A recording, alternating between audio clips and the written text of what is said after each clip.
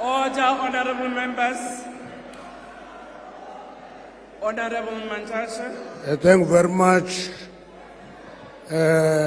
Honorable Speaker of the National Assembly, Mamtoko Titiza, Chairperson of the National Council of Provinces,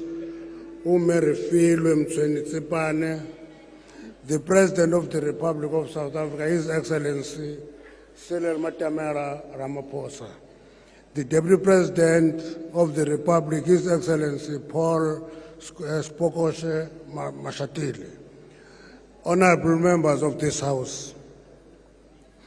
We start this debate with a big temptation to engage one another on peripheral battles and imagined battles, rather than focusing on the task at hand.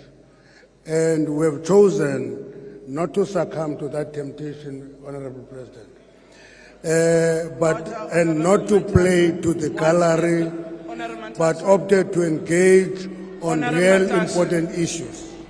Honorable Mantashe, can you take your seat? What is the point of order, Honorable President? Speaker, I wanted to check if it's parliamentary for Honorable Mantashe to put the wrong button in the wrong. Order, honorable members. Order. Honorable Josie, can you I'm please take protecting the dignity of GNU now. Honorable Josie. Honorable Josie. Honorable members, can we take ourselves seriously and each other seriously too? This is an important debate, and I don't think it is an honor for each one of us to actually cast aspersion or to actually impugn on another person's character. Honorable Mantashe, you can please proceed. Okay, thank you, Honorable Speaker. Thank you, Honorable Rosie, for helping me out. Thank you. So the real challenge facing us in this House is to put our heads together and find lasting solutions to massive problems facing our country. Shadow boxing is not a helpful approach to that. It's better to be in the ring and battle on real issues. It is in this context that I will focus on one apex priority that the Government of National Unity has announced by the President. I'm focusing on the inclusive economic growth and employment creation. That is quite important. It's a burning crisis for the country. The National Development Plan 2030 enjoins us to eliminate poverty, reduce inequality, and make it a priority for all of us to create employment opportunity for the people of South Africa. If we subscribe to the objectives of the NDP and agree that we have a collective responsibility to address high unemployment, we must therefore put our heads together and come up with formula that will work and ensure employment is created. To this end, I'm going to focus on the primary sectors of the economy. Primary sectors of the economy are important in the sense that it is strong primary sectors that will ensure that there is sustainable secondary and tertiary development in the economy. So those primary sectors are mining, agriculture, and petroleum. Those are primary sectors of the economy. And therefore, in our view, we need to deal with them, address them decisively to set a foundation for secondary and tertiary economic development in the country. And then we must also respond to the outcry of our people that our jobs are being taken by foreign nationals. It's a cry. It is not getting the right interpretation. The reality of the matter is, it is the bottom end of the labor market that needs our attention. For example, we support the visa regime as envisaged to attract skills and investment into the economy. We support that fully. But we say it should be complemented by us paying attention to the fact that at the lower end of the market, we are not paying attention. And that is where the employment crisis is. In other words, we make the point that it is not xenophobic to say, please protect sectors that do not want complicated skills. That will be your hospitality.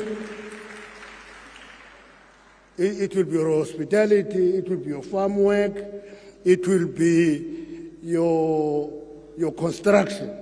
And I'm sure people who took time to monitor the George crisis and disaster, you will know that it exposed our laxity in dealing with construction sector as a sector.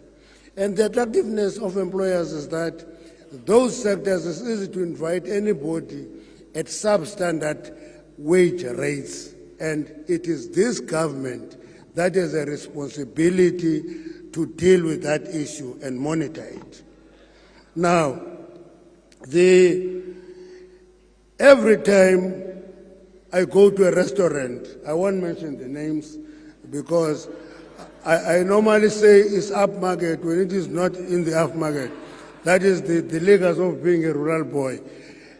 But you go to a restaurant, I hardly get served by a South African. We can't accept that. You go to a farm, including shepherds and actually people who look after livestock in rural areas are attracted from the neighboring countries, and we say we have an unemployment crisis. We must deal with that issue. So, having said that, it is quite important, therefore, that we confront the question of cheap labor being an attractive alternative to employment creation. We must deal with that issue. Now, we must draw a lesson from the mining sector. It's a sector I worked in, which used to have 70% of its workforce from the neighboring countries. Today, that portion is less than 20%. And there is a process that took us to that stage, and that process can be used as a lesson to educate us in dealing with challenges facing our society.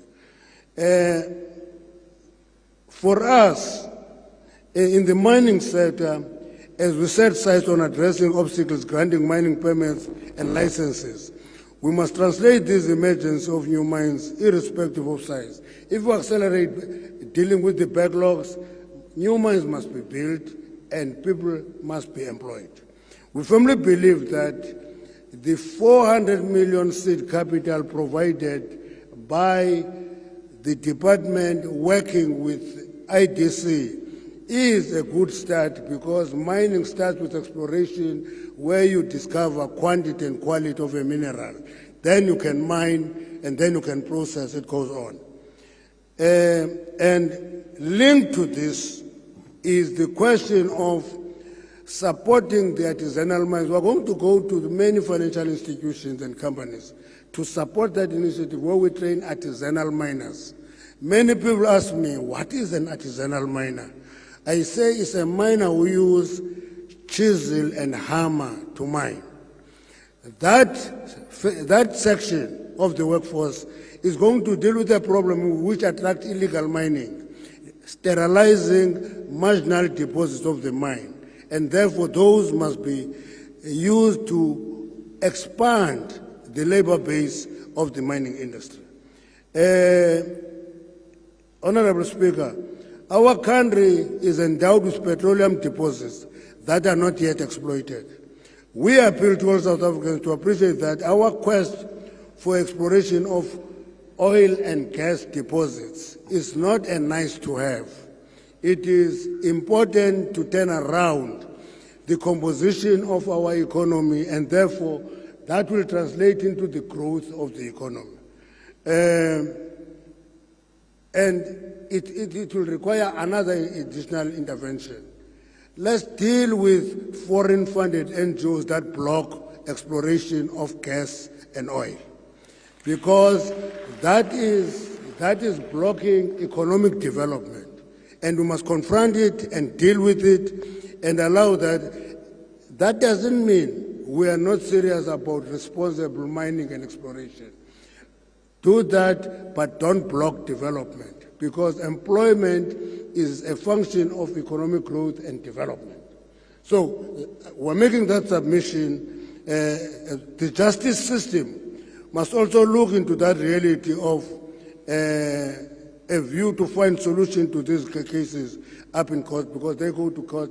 NI, which moved to Cote d'Ivoire, was taken to court 67 times. It packed their suitcases and went to Cote d'Ivoire and made huge discoveries of oil in Cote d'Ivoire. Let's deal with that. So the justice system must accelerate the process. We must therefore accept unreservedly the need to resource mining and petroleum exploration.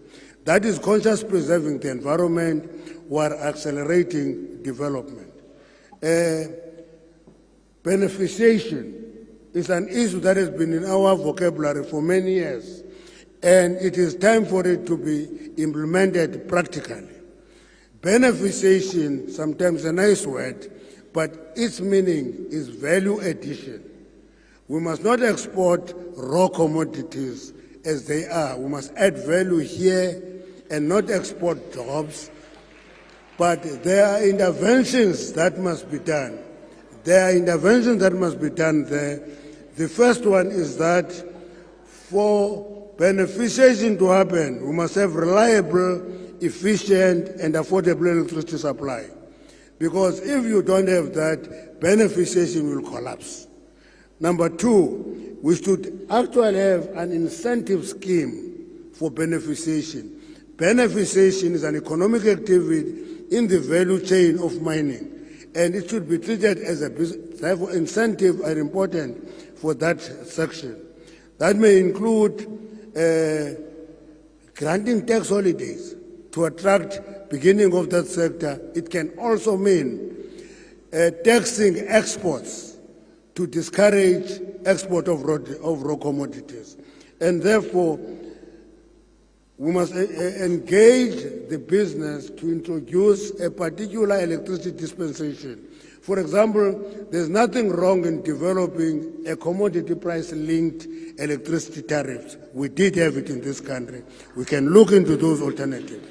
Now, as we address the question of unemployment and develop framework for inclusive economic growth, we should bear in mind that involving black South Africans in economic activity is not a favor. Okay? It's not a favor. It is a necessary intervention because for many years South Africans were not active in the economic activity.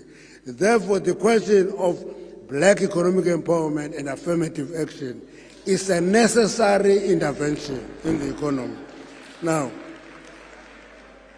access to land, I'm not talking the same way as Honorable Shope, not the same.